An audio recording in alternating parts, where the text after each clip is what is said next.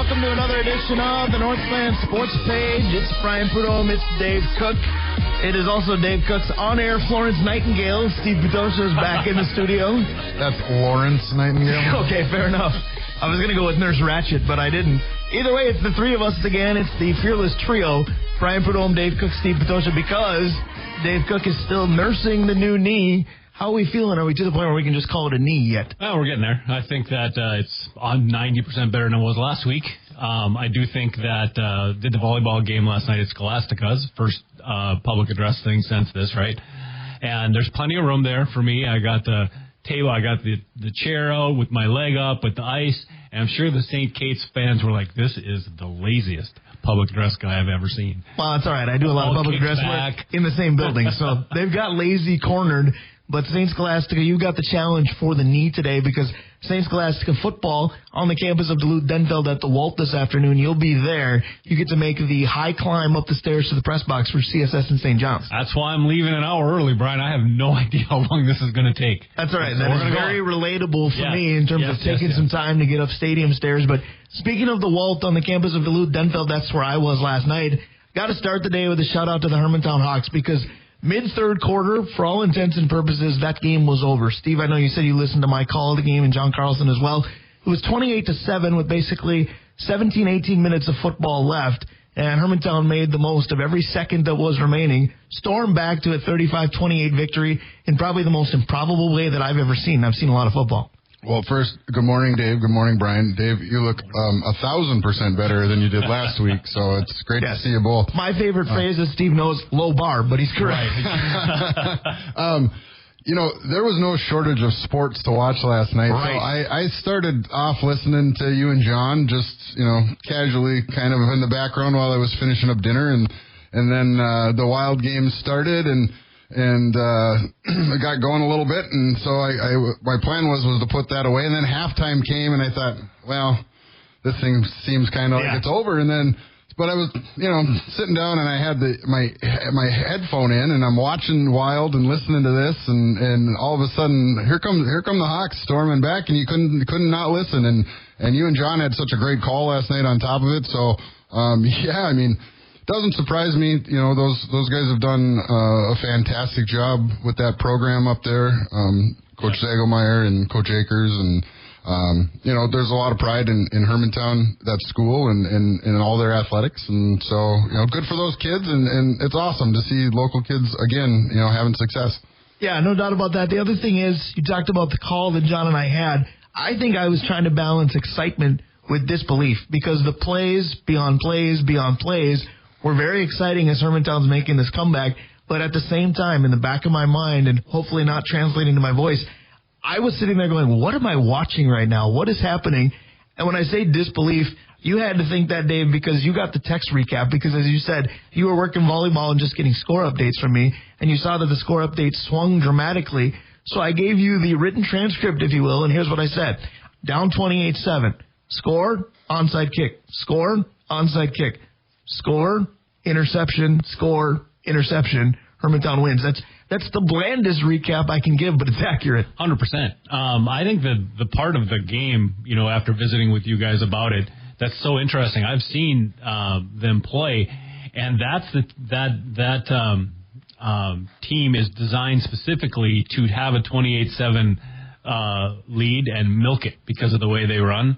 And it's like they had out-of-body experience after out-of-body experience, and Hermantown forced those and then took advantage of them. I just think that's, like Steve was saying, hats off to the coaching staff, but then the players taking care of it as well. I was going to say, we talk about players emulating coaches' personalities. Kids are kids, and we talk about where are their emotions going to be. But I said this on the air last night. Everybody's human. Even the coaches that are adults, I have to wonder if they thought, I don't know what else we can do here, but they kept everybody engaged, and that's important. Well, what I really loved about it, and again, I wasn't there. This is just going off your call, but it seemed like, Hermantown just said, what the heck, we're going to go for it. And a couple of onside kicks that early in the game. And what a great job of taking an offense like they have at North Branch that really relies on having a rhythm and getting into that, seeing those counters and all that confusion that they create when that offense is sitting on the bench for that long consecutively and they don't have an opportunity to get into rhythm. Wow, what a great job by that coaching staff to, that's going for it, in my opinion. You know what I mean? And I love that. And a team never sees an offense like that. That's a one of one in the state, right? And so Hermantown passing that test, now the teams that are coming are something they might be a little bit more comfortable seeing day in and day out with the offensive style. So it'll be really interesting to see if that roadblock now passed, right, that opens some things up for them. We will see who they'll play next. The brackets, the seeds being announced for state football here this morning. And the second hour today is essentially going to be not a best of, but feel like a little bit of a rerun because thanks to Mike Zagelmeyer, that coaching staff, helping Hermantown to that big victory last night. He was on at 11:25 last week. He'll be back at the same time today. And we always close the show with Vincy Glenn, so there'll be no shortage of football talk today. I know that's music to the ears of both of you. Yeah, no, it'll be fun. So just as an on-air production meeting, Vincy, you'll be listening in the car. Yes, I will be. But Vincy called during the week, and he wants to talk a little bit of Anthony Richardson. And so just be ready for that. Well, I'll tell you what, that's a good segue. You talked about talking a little bit of Anthony. You met Richardson. We will do that, but early in the show today, we're going to talk with Anthony LaPanta because he was in the barber chair this morning, so he apologizes for being late. But he's the heir apparent, and there's no better hair in the business than Anthony LaPanta. Radio's not a visual medium, but if you could see that hair, it's gorgeous, and he's got a lot of gorgeous takes about a lot of things in sports. So let's bring him right in. Anthony LaPanta, good morning. How was the barber appointment today? Well, it was great. It's unfortunately, my barber shop is not fancy enough to take appointments. So you show up in the morning, it's first come, first serve, one chair. Costs $11 American. It's a high-quality barbershop, and you pick up a lot of knowledge at Cope's Barbershop in Fridley. So it's perfect. I've been getting my hair cut there for about 30 years, and I thought I'd be done by 10 o'clock, so I apologize for being a couple minutes late to the start here. Oh, that's more than fine. I'll tell you what, you've got to be a walking billboard for that place in Fridley because if you've been getting your hair done there for decades and you've got the best hair in the business, that's advertising they don't have to pay for.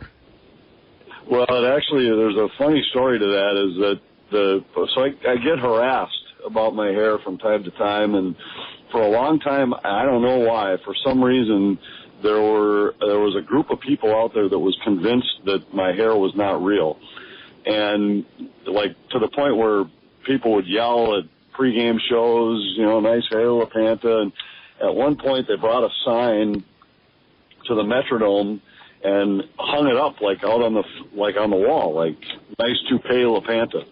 So I walked out there after the pregame show and I asked him if I could have the sign because I wanted to give it to my barber. And they laughed, thought it was great, got a picture taken with it. So I brought the sign into my barbershop and I said, I don't know if this is a ringing endorsement for your abilities because everybody thinks my hair looks so lousy that it looks like a toupee. And so I gave him the sign. He had it up for a while in the barbershop, but it's since been taken down. But then one night he just happened to be at a game at Target Field. This was probably 10, 12 years ago. And as he's standing there with his wife and his little son, Ole, who was, I don't know, maybe 8 or 9 years old at the time, and he just walked by the set and was waving at me. And as he's doing it, this other guy from the other side yells, nice hair, LaPanta. And I pointed to my barber. I said, well, talk to him. He's the guy that cuts it. Tell him what you think. And, everybody around there laughed, and my barber was like, I can't believe it. I can't believe that happened.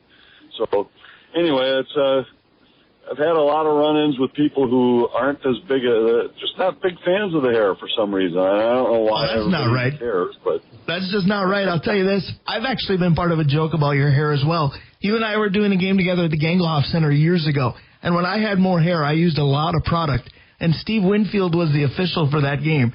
And I was about 10 feet from you, and he walked by both of us, and he said, I've never seen so much hair product at a scores table before. So at least he knew your hair was real, because there had to be something in there. Well, I always tell people that, number one is I don't use much in my hair. Most of the time it's a handful of water right before we go on camera to, at least get it somewhat back into order. Right. But I always, if I was going to get something fake, I'd get something that looks better than this rat's nest. I can tell you that for sure. All right, well, fair enough. So we're very familiar with your hair. You're very familiar with your barber, but I want to talk about familiarity because the Minnesota Wild last night finally got to get familiar again with home ice. Hadn't been home in forever, but looked good again. Let's talk about this team off to an excellent start. Yeah, they've been great, and it's weird because I don't think their game has peaked yet, for sure. We're only 10 games into the season. They've been doing just enough to win on a lot of nights, and there's something to be said for that. Banking points early in seasons can really make the difference, whether or not you reach the playoffs at the end. And we also have seen it happen in the other direction.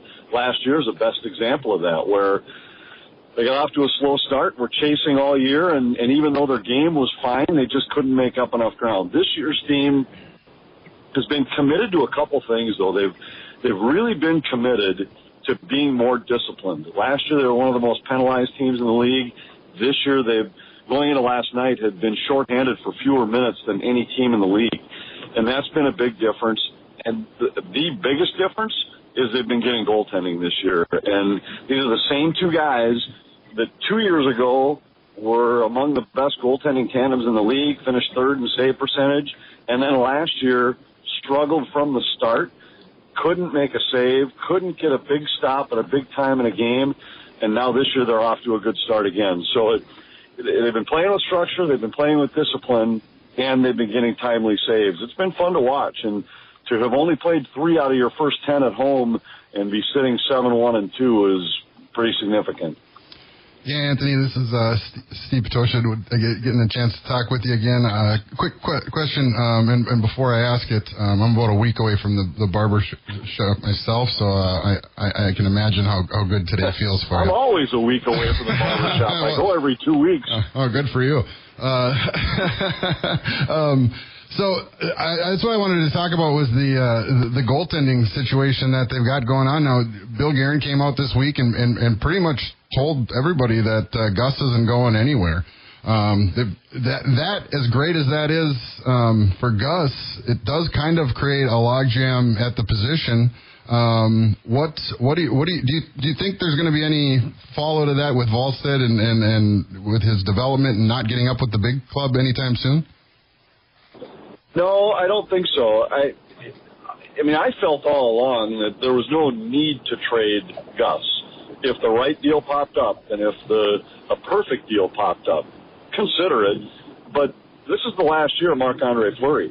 So you know for the 3-4 years into the future that Gus and Volstead could be your two guys. And in this day and age, every team, well, I shouldn't say every, probably 30 out of 32 use two goaltenders regularly. There are very few teams that still lean on one guy to play 60 games. Almost every team in the league is more like a 50-30 kind of split.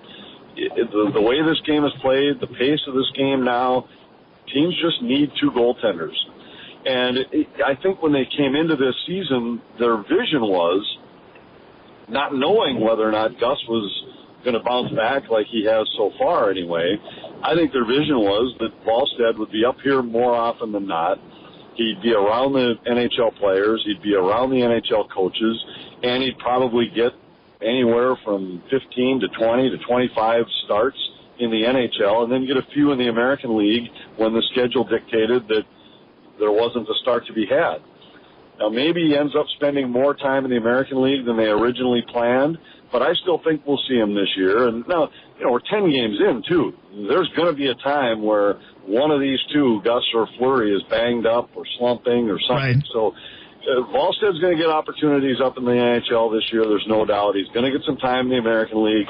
He's a big part of the future of this organization, and I just think when you look at going ahead, it's a pretty good spot to be to have Gustafsson and Volstead, assuming that Volstead continues to develop the way he has. Those two guys could be a pretty solid 1-2 punch in the NHL. Absolutely, they could. Of course, any good goaltender needs a good decor as well, and the decor, everybody's enamored with Brock Faber already. But did anybody have Brock Faber being the first member of the Minnesota Wild to drop the gloves this year? What are you seeing from him from year 1 to year 2? Because it feels like it's getting better, but I didn't see that physical nature to his game coming through. Yeah, fighting's not going to be a big part of his game. He was willing to, he knew you get tangled up with Sidney Crosby, somebody's going to come and make you answer the bell. Now, as a side note to that story, that how they didn't call this an instigator penalty is beyond me. Because they never do that to 87, Anthony. They never do that to him. I know, it's unbelievable. But this St. Ivany guy comes off the bench. The rules specifically state, even in a legal line change, if you come off the bench with the sole purpose to fight, that's an instigator. They did give him roughing to give the Wild the extra 2, but it was a cop-out call. And that the fact that they gave him roughing and fighting tells you that the officials knew that it was an instigator, didn't want to give the guy 17 minutes. Instead, they gave him 7. Wild still got the power play, but it just was. I hate when officials try to manage a game instead of just call the game. But anyway, fighting's not going to be a big part of his game. He'll be willing, and physical play is a part of his game, and he's strong. His development just continues to exceed expectations. I talked to Billy Guerin about him earlier this year and just said, now that you've made the deal, you've got him locked up, he's a big part of the future. Realistically, like, how far beyond what your expectations were for him has he been? And he just said, we had no idea. He said, we thought he was going to be a good player. Don't get me wrong. Our scouts did a good job. He was part of that Kevin Fiala trade. The Wild knew they had to trade Fiala. Everybody in the league knew they had to trade Fiala. And yet they were able to get a number 1 pick and Brock Faber. It's one of the best trades the Wild have ever made. And he just said, well, your scouts do as good a job as they can. They start pegging guys like that are, hey, if we're going to make a deal with this team, this is a guy I think is worth it. Remember, all he had played was college hockey at the time of the deal. And he said, but he's been so much better than even we thought he would be. I think and he's a terrific kid with a tremendous work ethic, a great team-first attitude. I think the Wild have got a special player here, and he's a part of what I think the strength of this club has always been and will always be, and that is that D-core. Spurgeon, Brodin are going to be here for a while yet. You start to look at Zia Boyum, the first-round pick from last year from Denver University. He looks like the real deal. This team has just always had that identity of mobile, puck-moving, smooth-skating defensemen, and Brock Faber's right there with any of them. Nobody will know it better than the TV voice of the Minnesota Wild. We are chatting with Anthony LaPanta. He also talks a little bit of Twins. We will do that as well. Really, there's no sport that's off limits, but I wanted to pitch it to Steve Patosha. You get the last Wild question. Yeah, well, I mean, we talk about development, and, it was great to see 97, score twice last night, but what Rossi's kind of done now in the last, however many games and has kind of has stepped up with his development, that's got to be a relief to the whole organization, where he was coming out of COVID. Yeah, I think so. I think last year was probably more in that camp where it was a relief. And relief is a strange word, but it's not that far off. I think you might be right, only because going into last year, you were talking about a guy that had played 19 games with 1 point the year before, 21 games in his career, and I think there was certainly a lack of clarity with what exactly you had in this former top 10 overall pick. And last year, I think he showed that, okay, this guy's going to be a legit NHL player. And it hadn't yet shown that he was capable of playing top-line center, I don't think, at that point. And I'm not saying he's proven that yet either, but he certainly has so far this year. And I think there's still more to come for Marco Rossi. I think he needs to have a higher, consistent compete level. I think he still has games and times where he might not be quite as assertive, but his skill set is remarkable. And if he can maintain that spot and allow the Wild to leave Jules Eriksson-Ek on a second line with Matt Boldy, to leave Ryan Hartman in a third or fourth line role, now you've really got something with this team because it gives you some scoring depth that they were lacking all of last year. I really liked Rossi's game. I'm not certain that it's been quite at the level that they were hoping it would be yet this year. He's scoring, and I thought last night he was really good. And there are nights like that. Then there are nights like in Philadelphia, I didn't think his game was great. I thought he was a little soft. I thought he got smacked in the mouth a couple times and didn't really respond well to it. But this kid will work as hard as anybody. He spent the last 2 off seasons really trying to get bigger, stronger, faster, and that's been evident. I think we're still just seeing a guy who's on an upward track with his career, and I think last year the Wild probably experienced relief that, okay, this guy is a legit NHL player. Now I think it's just still trying to figure out what that ceiling might be for this guy. Anthony, I want to transition to the Twins, but I want to use one of your Wild comments to do it. You said this is the final year of Marc-Andre Fleury, and we knew that. We didn't know that this past year was the final year of Alex Kirilloff. It makes sense because of everything he went through, but it had to come as a bit of a shock. It did to me. Oh, for certain it came as a shock. I don't think, there's a guy who's battled with so many different issues for really his entire career, never been healthy, and you just never know what's really going on with guys when they're fighting through that. And there's so many different levels of adversity that guys face when they get to the big leagues for the first time, and at the highest level in any sport, where you've always been the best, you've always been the star, everything's always, I don't want to say come easy to you, but you've always been able to handle every single challenge that has been thrown your way. And I'm sure with Kirilloff, it was a combination of the frustration of trying to stay healthy, and then perhaps some frustration when you were healthy, and you just never know exactly what's going on with players. And this year was a really frustrating year for him, I'm sure. He thought maybe he was finally going to be healthy, finally going to be in a spot where he could just play, and it just never quite worked out for him. I had no idea that what was coming yesterday, or was it 2 days ago, or whenever the announcement came out, but I had no idea it was coming. Certainly feel for the guy, really a quality young man, and now I guess it's time to move on to whatever's next in life for him. Speaking of whatever's next, the Minnesota Twins will be looking for new owners, but speaking of new owners, are you getting used to saying, and I don't even know if I'm saying this right, FanDuel Sports Network when you're on the air? Yeah, there's always things like that are different. Just it's been a strange couple of years for us in the TV world. We were just talking about this last night at dinner before the Wild game, that if you go all the way back to the days of Fox Sports North, we were sold in limbo for a couple of years. Who's going to buy us? Who's going to buy us? And Claire stepped in.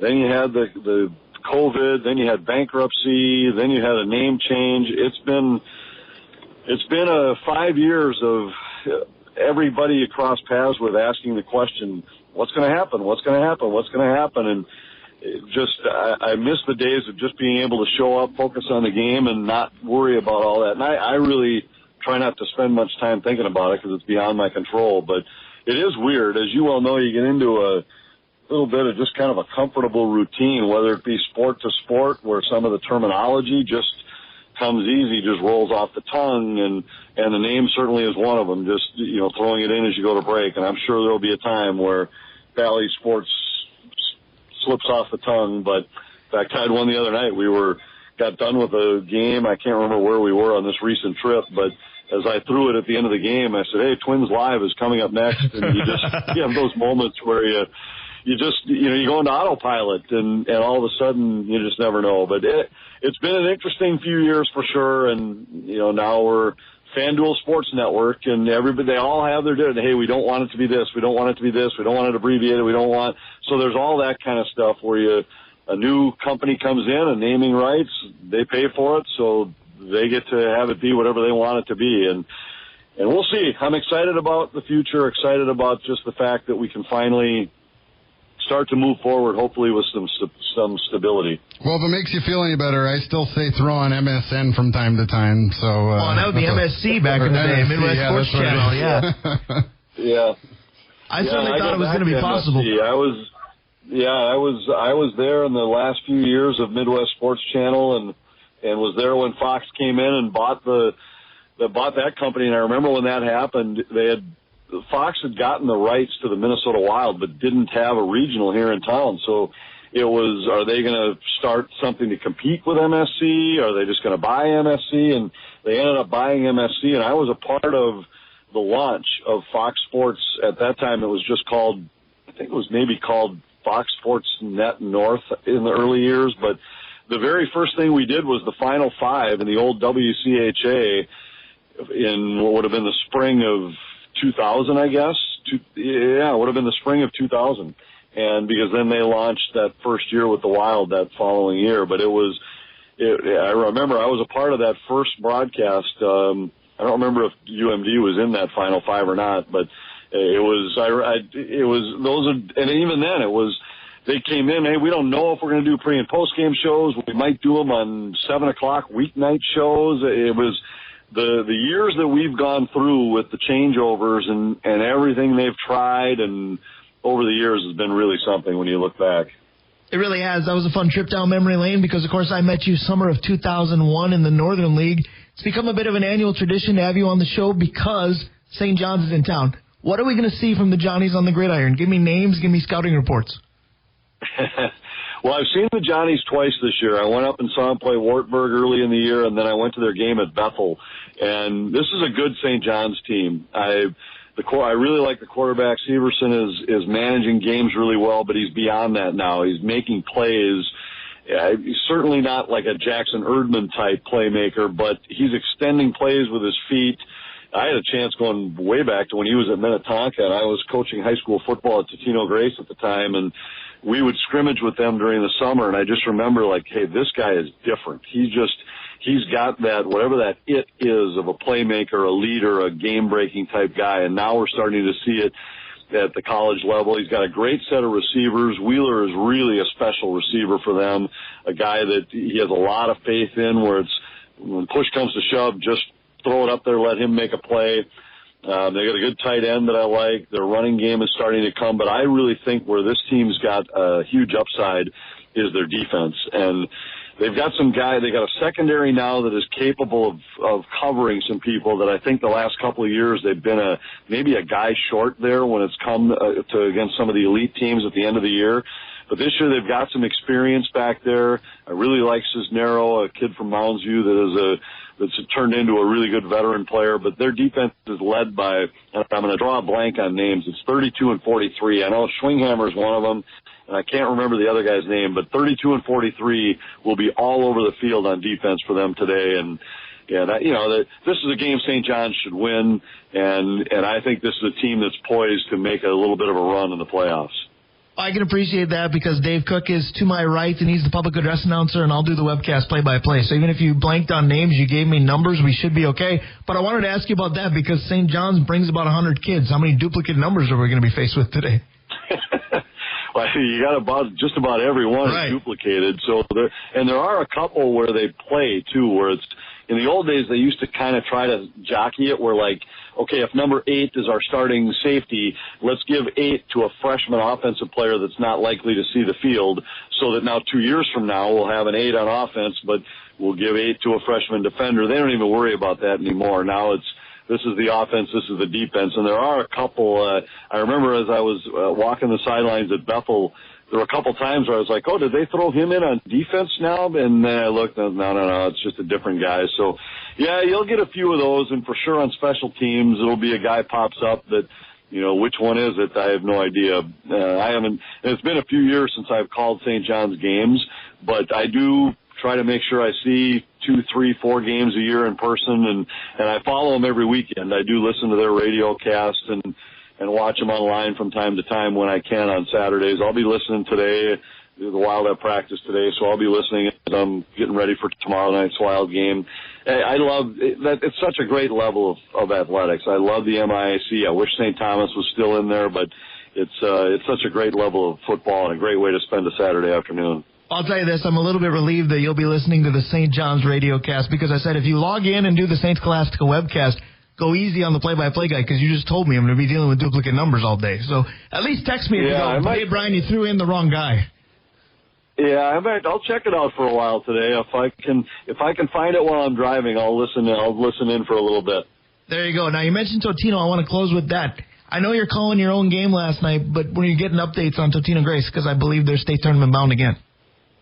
They are, and this is my first year outside of the coaching world. It's been an adjustment for me. I've been coaching for 22 years, the last 17 of them at Totino Grace, and I was checking the scores last night, and they had a section final. Their section's not the toughest in the state. Last year when I was still there, we played the same St. Anthony team in the section final, and in fact, at halftime we were ahead so far they asked for running time in the second half. And so now is when it gets tough. Class 4A football has got some good teams in it. It'll be they're state tournament bound, but there's some tough ones. Becker's good, Orono's good, Hutchinson's always good. They beat us last year in the quarters.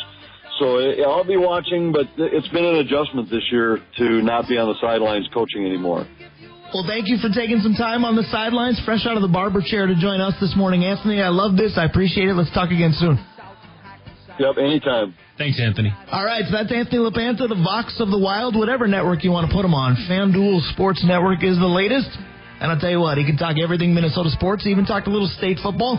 One of the teams he mentioned will face Hermantown. More on that when we come back. We go to Dave Hoops. It's the Northland Sports page. Brian Prudhomme, Dave Cook, Steve Patosha. Stick around.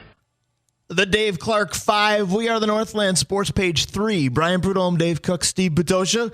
That one's called Glad All Over. And I'll tell you what, this next guy's personality seems to be glad all over. He is one of our illustrious sponsors. It's Dave Hoops around the corner, courtesy of Hoops Brewing. We've got great sponsors galore. I go to Dave Cook for that list. Yeah, let's start with Stewart's Bike Sports and Trophies, Comfort Systems of Duluth, Advantage Emblem and Screen Printing, Kohler Toyota and Kohler Hyundai, Mike Regan at Christensen Group Insurance, Assisted Living Locators. You can reach them at www.assistedlivinglocators.org/Duluth. Kraus Heating and Cooling, your carrier, HVAC authorized dealer. Mount Royal Bottle Shop, Ferguson Bath and Kitchen, the Blackwoods Group, including their locations on London Road, Tavern on the Hill, Two Harbors, and in Proctor. You know, it was Aaron's birthday yesterday. Oh, it was. Happy belated to your son, who's been the best equipment manager this show has had. Guess what he said? He said, hey, Dana said, you want to go out to dinner? Where you want to go? Immediately. Tavern. So it's not. What do I win? We don't even. A trip to Tavern. Yes, I'll take that. We advertise. People advertise with us, and we're appreciative, but we spend our money there too. Arolla Architecture Studio and ABS Auto Solutions. Speaking of, Brian, I've been telling you about Dana's little escapade into buying the car that she's wanted forever. Well, yesterday we called John at ABS and said, hey, I've been talking about your winter specials and taking care of your cars and getting to the spot where they're not getting eaten by rust. Well, you've been listening to the show. You are an advertiser. You know which car I'm bringing in, and so he was really great to set up an appointment. He had a couple of different times. I got a chance to talk to one of his guys earlier. Just nothing but professionalism on the phone. So I'll keep you in the loop on how things are going.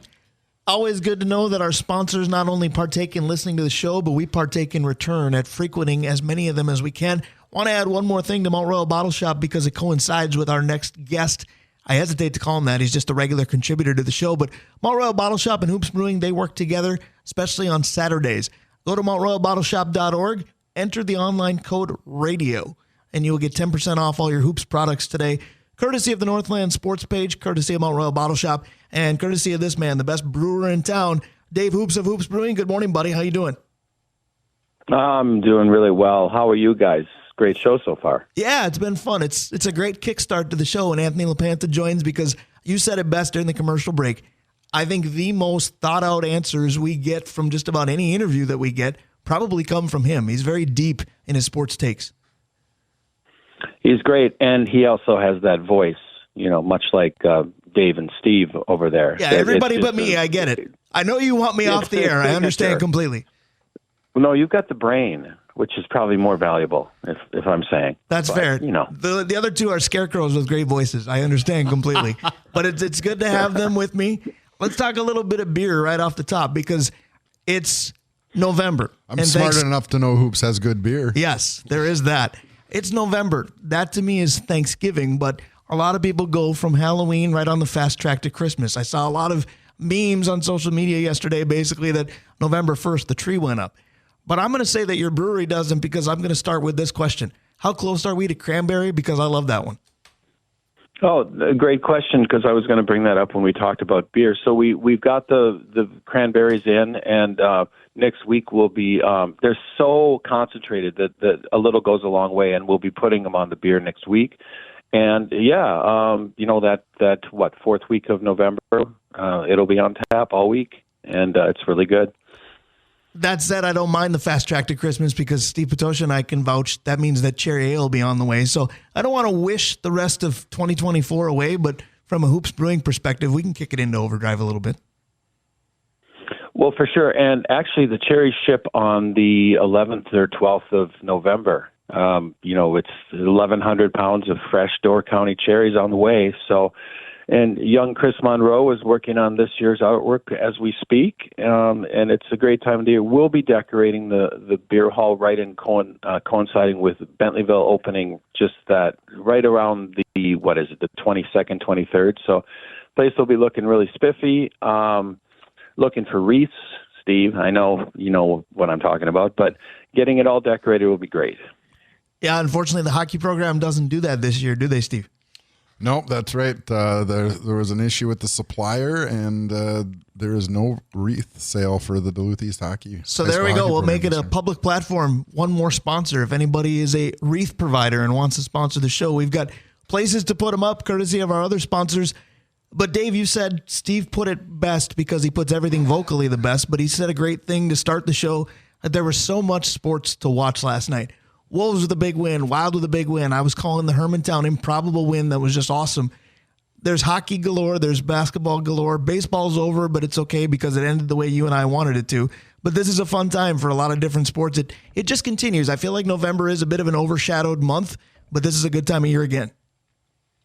It's great, and obviously baseball just ended, and it could have been playing. I thought they were going to be playing last night, but you're so right. But I tape all the games that I'm interested in, and then I just go back and forth. I pause, and then I just take a break and go to the Wolves, and I'll go back. It's so great, and today there's a bunch of really solid college football too, and then the night game tomorrow night, which we're all looking forward to for a lot of reasons.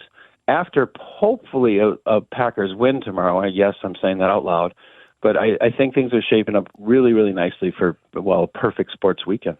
Well, I'll tell you what, radio's not a visual medium. You're not getting a ton of agreement on the Packer win part, but I'm okay with you saying that because it is technically the wise thing in terms of standings for Vikings fans, but I just look at it as you can't technically lose until you play your own game because unless there's the improbable tie, either the Lions lose and the standings get help or the Packers lose, and most of Minnesota's happy about it anyway. So 3 o'clock-ish tomorrow, I think that's when they kick off, should be a good time for Vikings fans.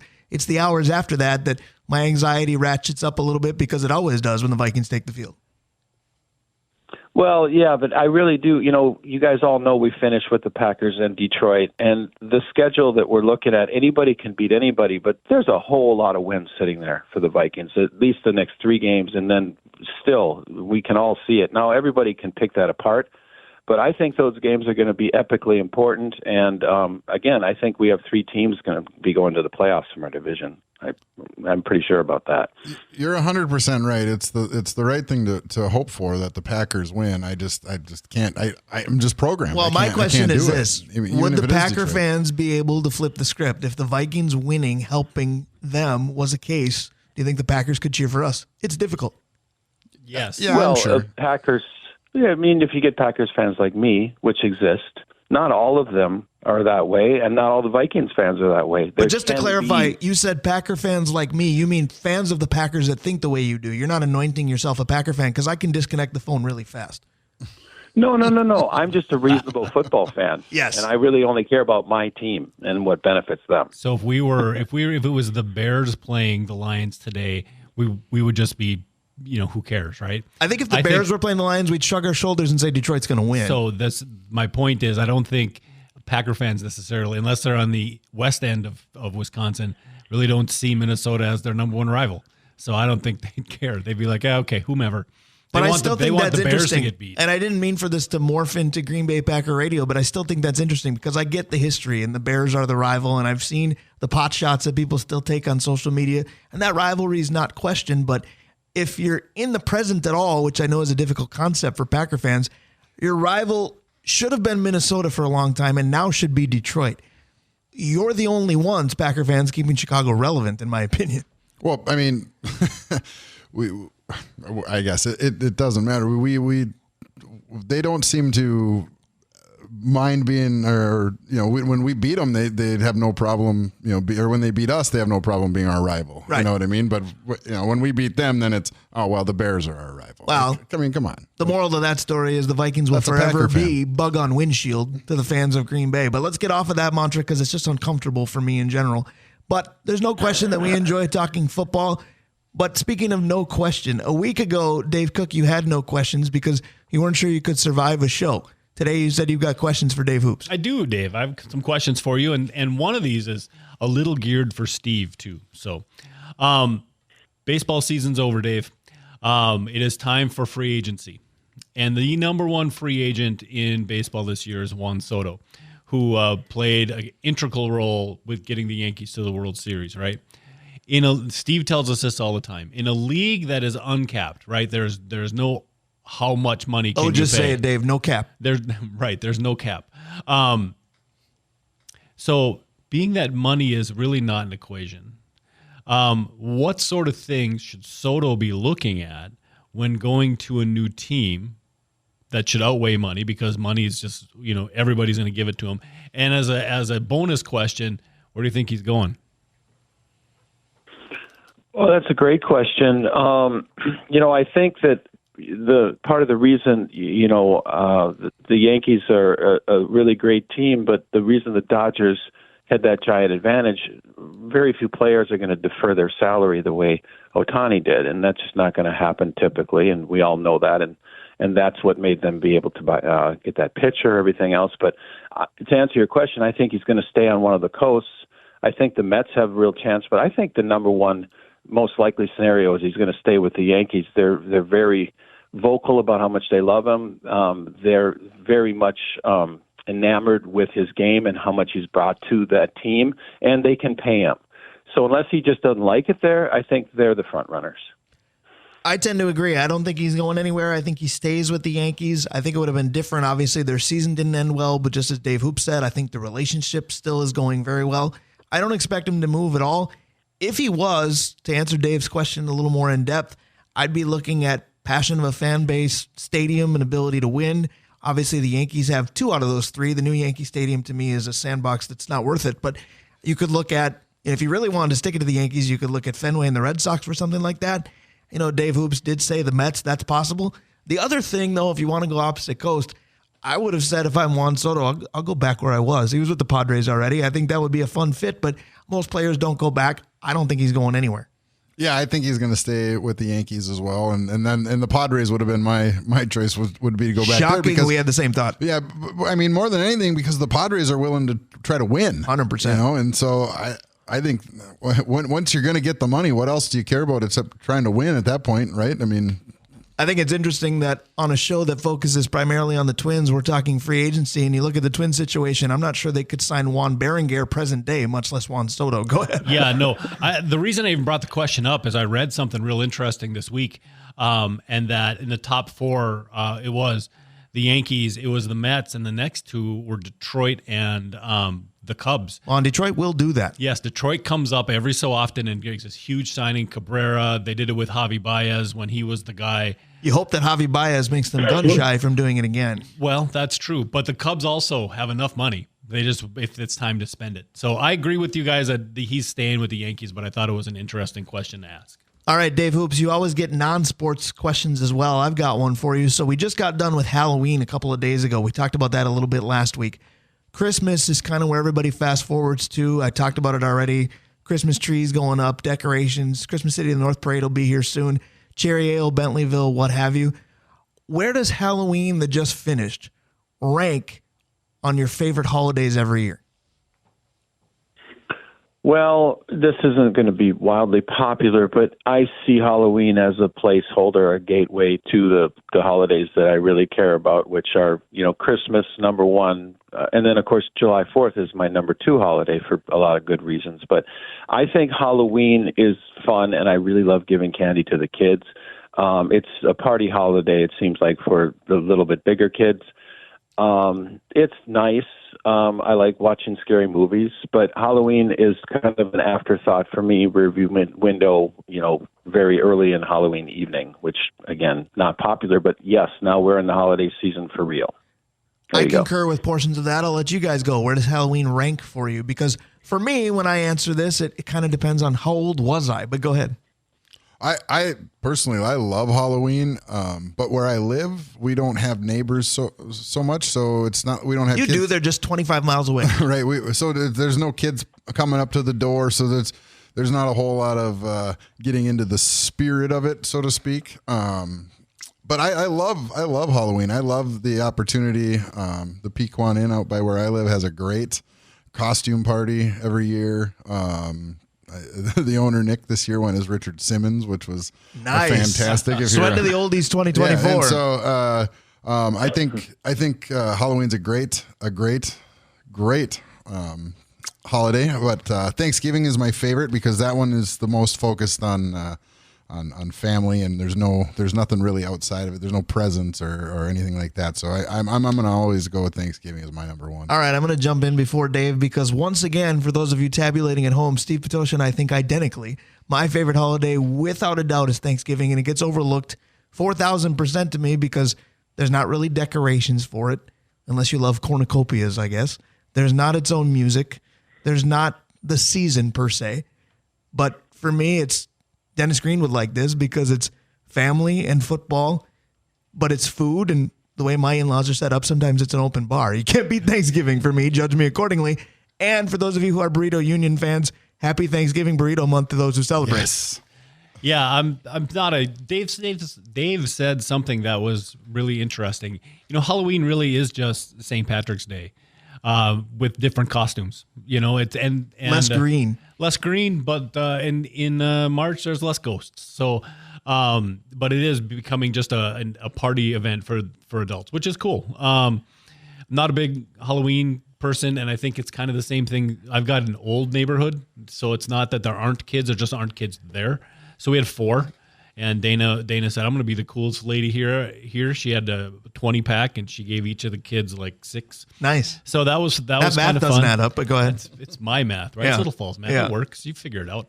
I'm a Christmas person because that's how it always was at our house. Mom had to work over Thanksgiving all the time, and so everything went on hold for 2 weeks around Christmas. So, yeah. Well, the other thing for me with Thanksgiving is it's a guaranteed 4-day weekend. Christmas, you got to take some time off. You may or may not have it, what have you. Thanksgiving for me is just in a different world by itself. But with Halloween, I mentioned how old was I being a factor because I remember at school, in elementary school, you couldn't wait to have your costume on and see how kids would react. And then as I got older and we had weather like we did this Halloween, although we all live in different areas of Duluth, I'm curious what the weather was like for you guys because in Lakeside, we had just rain. It didn't look like winter at all. But there were times where the weather impacted how easy it was or wasn't for me to trick or treat, especially giving physical circumstances a factor as well. So there were a lot of times where my mom said, here's some money if you'd like to stay in and hand out candy instead. So I certainly did that during my teenage years. And then during the adult years, Dave, you hit it on the head. It was a fun party. We had a good time of a different kind. Could have used Hoops Brewing back in those days as well. Yeah, absolutely. I think the adult themed parties are fun, but there's pro tip, you can have costume parties anytime during the year. Wow. Now I suddenly know what goes on in the Patosha household. Hold on. Where to go from there, Brian? I want to see a segue. Let's go. When he says Janae says I can't come out tonight, I'll go, okay, what role are we playing tonight? But meanwhile, we talked about being adults. We'll try to get back to doing it. Dave Hoops, can the Vikings be adult enough to figure this out and right the ship tomorrow? You're going to be back in front of what should be a boisterous home crowd with a night game. You do have a veteran quarterback now. It's not going to be flustering Anthony Richardson. It's going to be battling Joe Flacco. We'll close with your prediction for Sunday night, and then give me great reasons to go to the brewery during the game and beforehand this weekend as well. Okay, well, thank you. I'm concerned about Flacco because he brings stability and the opportunity to win now. I'm not concerned about Flacco because he's, Brett Favre's age, and there's going to be some hits and there's going to be some rushing, although he's good on the blitz. But I think TJ is a major contributor tomorrow, and it's going to distribute the ball a little bit different. I mean, JJ's getting 35-40% of the passes, which is great. But we're going to have a lot more to look at. I think Jones has a real big game. I think we go over. We break 50 points for the game. 31-24 Vikings is my prediction. And it's going to just start that nice wheelhouse of Jacksonville and the Titans, and then going on into, Arizona's on there, Atlanta. We're going to have a lot of wins. Like I've been saying, at least 12 wins for the Vikes this year. So, beer. Yes, We please. have a brand new batch of chili pepper coming out really soon. And if you go to our social medias, there's some video of us preparing the peppers, which is kind of cool. We talked about Cranfest. We have a brand new Saison coming out. People have been really asking us for that beer, a Belgian-style kind of spicy farmhouse ale. And, of course, I just want to plug Pale Ale, our number one seller. The regulars drink it. It's my favorite beer. And so we'll always have that going. And, of course, it's hockey season, so Rink Rat is back. There we go. For me, it's always Dave Hoop season. I love doing this with you every Saturday. Let's do it again in a week. On-air production meeting, maybe breaking news for some. I believe we're going to be in your facility next week celebrating our 7th anniversary as a show. So we look forward to that. Let's talk again maybe in the flesh in a week. In the flesh for sure. Thanks, guys. Have a really good second hour. Thanks, Dave. Thanks, Dave. Thank you, Dave Hoops. We're buying what he's selling. We play buy or sell and close out the first hour next. Stick around. We'll be right back. Back on the Northland Sports page, Brian Prudhomme, Steve Patosha, Dave Cook. We're all here.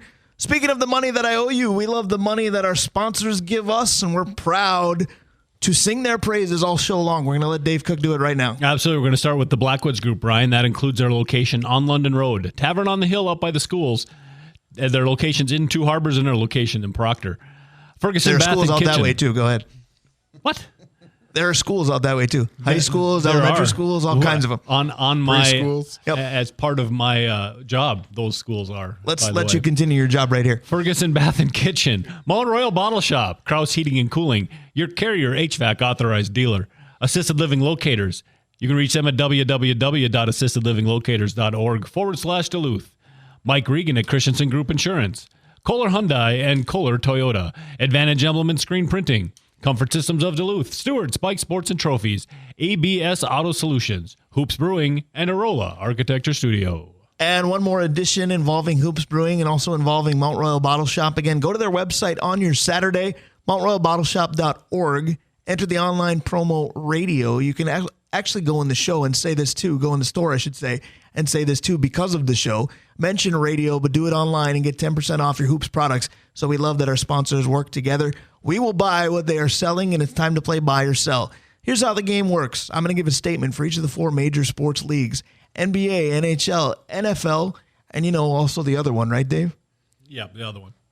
All right, perfect. I wanted to see if you were listening. You were looking all over the place. But NBA, NFL, NHL, and MLB. I'm going to give a statement for each of the 4 major He's pulling sports stuff leagues. over on It's like me you've never crazy. been here and done this Right. before. If you agree with said statement, you're going to say buy and tell me why. If you disagree with said statement, you're going to say sell and tell me why. Dave Cook, you have the choice. Are you deferring the challenge of the better order in defer. which we play I better defer. to Steve or For not? your own safety, Yes, I will right, take this exactly for correct. you, Dave. Let's start with the Major League Baseball, please. All right, Major League Baseball. The Minnesota Twins had a bevy of players select free agency on Halloween. Dave, I gave you the list today. And Steve, if you need them, let me know, and I can read it before it's your turn. We can have Dave go first. Buy or sell that you would miss any of them? Well, I'm going to buy that. I think there's a chance we miss Carlos Santana.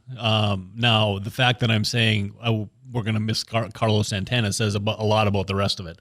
No, Brian, I think we had a lot of fat on the team last year, just guys, right?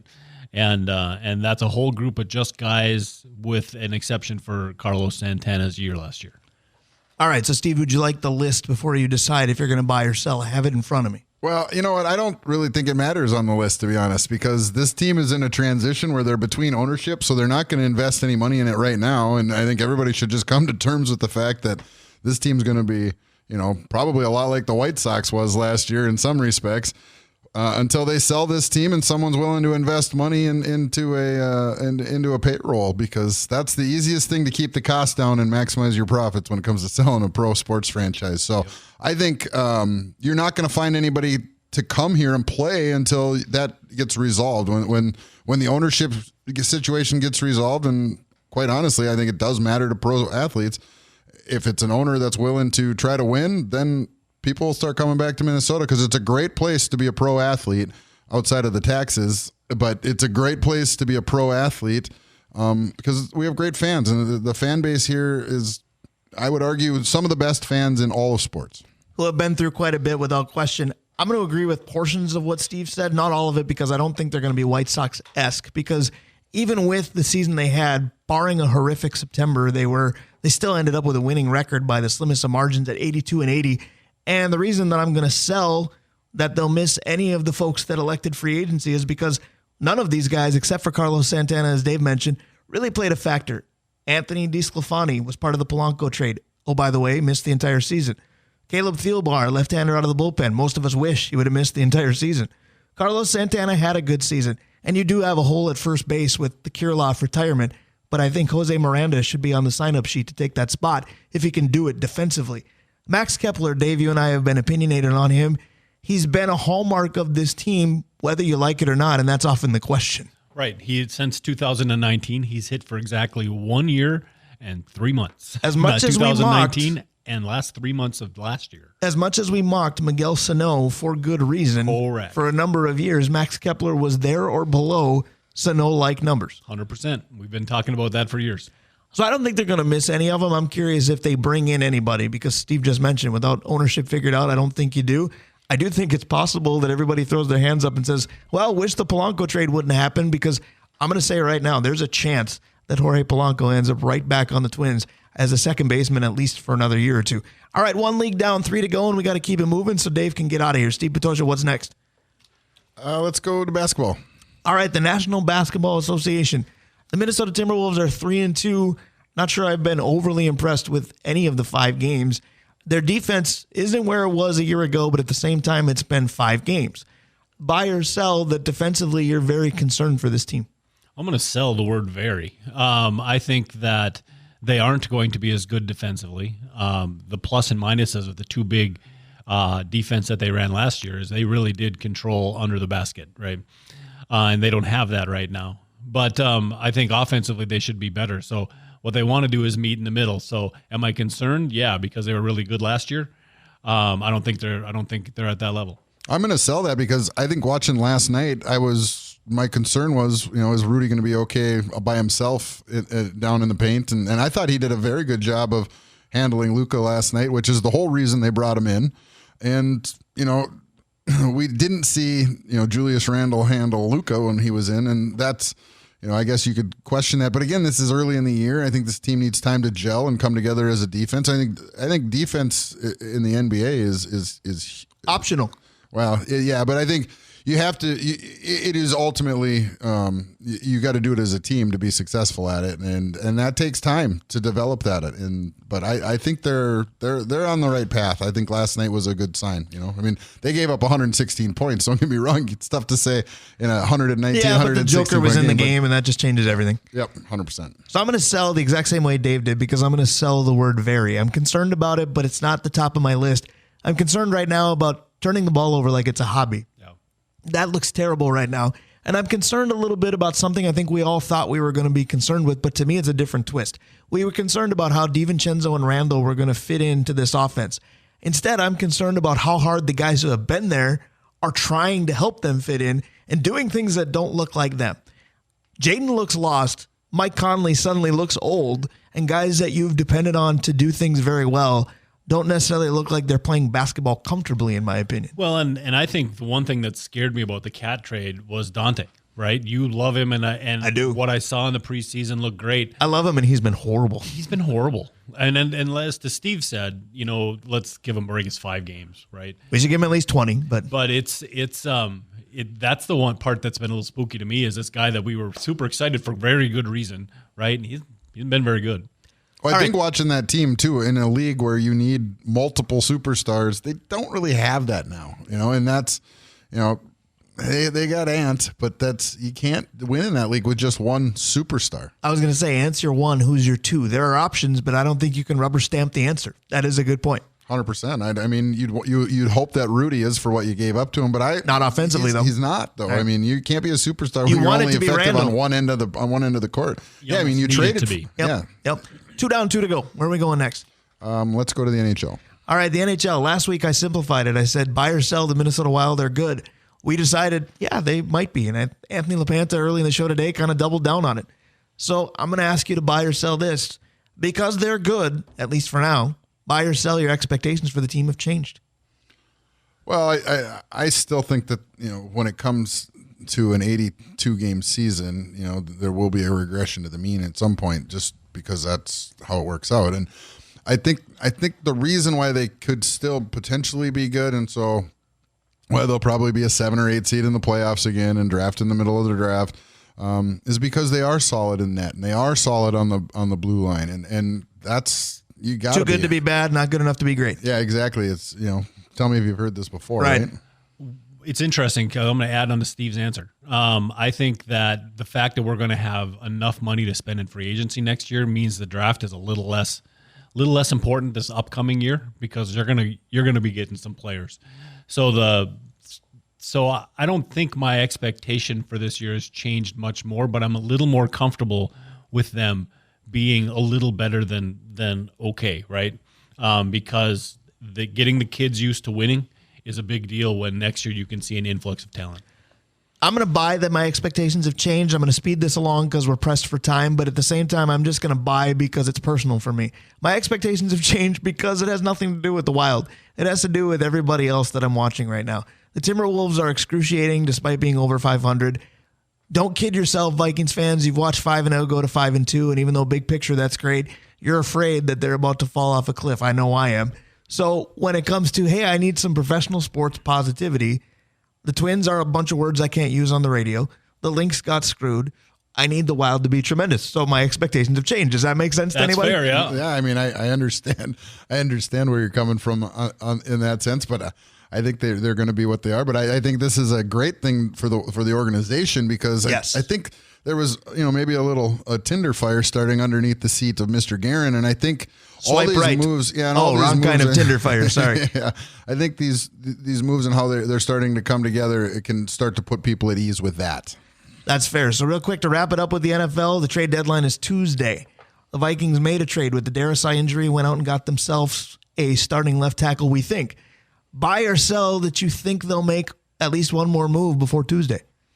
I'm going to sell, because talk to me tomorrow at about 9:30. If they win tomorrow, PM, it'll be in the third quarter. okay, talk to me about 11. Okay, that's fair. Careful, I'll text you. I'll be asleep. You can text yourself like crazy. Don't threaten me with a good time. You leave your sound on. That's true. If they lose tomorrow night, no, they're not going to make a deal. But if they win tomorrow night, yeah. I agree with Dave 100%. I think that you could still make a move for something in the middle of your defense, and whether or not they do, I don't know. But that's certainly where they, especially depending on what happens with Cashman, that the middle of that defense is porous at the moment. I'm going to sell that they do much, because I still think, again, I've been told this ever since the 2-game losing streak started. 5-2 is still better big picture. This year it wasn't supposed to be anything. I don't know what they have left to deal, and so I just don't think they do. I'll give you a side note. I wish we would trade for something other than guys named Cam between the Akers and the Robinson deal. Where was that when Cam Jordan was available? Where was that when Cam Newton was available? And we probably had Christian Ponder. Go ahead. If they lose tomorrow night, what if Brian? We talked about this before. If they lose tonight or tomorrow night, what about the reverse? What if they trade? They become sellers. What if they trade Addison and say, "Listen, you're a good kid, or a good player, but you're going to be." I was going to say, if they trade him, it won't be because they think he's a good kid. That's the problem. A lot of good guys here, though. Brian Prudhomme, Steve Patosha, Dave Cook. We say goodbye to Dave Cook as he prepares for CSS in St. John's. Steve Patosha and I still have an hour left with the Northland Sports Page. Stick around. We'll be right back.